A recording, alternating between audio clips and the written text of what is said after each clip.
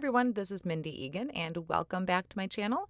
In today's video, I'm just going to be creating some really easy cards using stencils. The stencils I'm using today are from Erin Creative, and I'm starting with the palm tree stencil. This is the first one that really caught my eye. To do my stencil background, I have a piece of Neenah Solar White cardstock. This is 80 pound, cut to 4 1/4 by 5 1/2, and I'm putting this on my Make Art station. And I'm taking the stencil and I'm going to place that over the top, just making sure that the circle is centered on the card, and then holding that down with my magnets. Now I'm taking some Post-it tape and I'm placing this right above the line that's on the stencil to separate the sky from the ground. Kind of hard to see on camera right now, but once I start applying the ink, you'll be able to see it a lot better. Since I'm creating a beach down here for my palm trees to kind of have a grounding to, I'm starting with Antique Linen Distress Oxide ink, and then I'm going to bring in Gathered Twig. Once that's blended, I'll remove that Post-it tape, and I'm going to place a new piece right over where I ink blended. I didn't want to transfer any of that brown ink into my sunset. And then I'm bringing in Mustard Seed Distress Oxide ink, and then I'm going to come in with a Candied Apple. And I decided to top it off with some seedless preserves just to really intensify this background. This is just totally me because I can use bright colors. I can really get kind of dramatic in here. And I'm just using my mini foam blending tools to do the ink blending. You can use blending brushes or daubers, whatever you happen to have on hand. I found this stencil to be very easy to use with any type of blending tool that you have. Then I can remove that Post-it tape, and I'm going to use my tweezers to kind of pick up that stencil to reveal this gorgeous background. I think I could have gone a little bit darker on that beach, but I'm going to just leave it as is.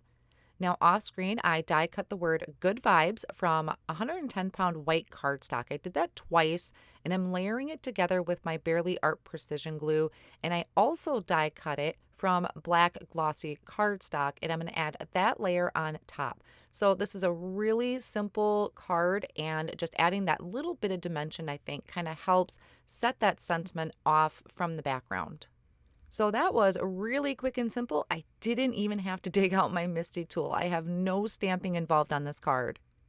Now for my next card, I'm going to be using another stencil from the Erin Creative release, and this is the Monstera layering stencil. So this has some really gorgeous, huge leaves that can create an entire background. I'm going to go through the same steps where I'm using my Make Art station, but I will advise if you use this stencil, I would suggest adding pixie spray to the back of it, which is just a low tack adhesive. I struggled a little bit with some of the fine lines, so you can see I'm kind of doing a tap and twist with my blending tool. I'm using Salvaged Patina Distress Oxide ink to cover this first layer, which is the more open part of the leaves. And then once I have all of that filled in, I'm going to remove this and I'm going to place on the next piece. So this is the second part of the layering stencil. This adds just a little bit more detail to your leaves. And for this one, I'm going to use peacock feathers. This one, again, I did okay just using the magnets, but a little bit of pixie spray might help with some of those fine areas. So now you can see once I remove that layer that this looks great as is. You could certainly just place a sentiment on top or maybe the flamingo image, but I decided I'm going to step it up a little bit, kind of just really bring out the colors. So I'm starting with my Salvaged Patina and I am going around the very outer edges. I do blend into the center just a little bit, but I'm going very, very light-handed, and I'm always starting off on my glass mat and working my way onto the card. Now the second color I had brought in was Peacock Feathers, and this is Blueprint Sketch, just the very outer edges, because this is quite a difference between the two colors, and then just tapping it off or topping it off with a little bit of black soot, just to kind of help intensify the edges just a little bit more.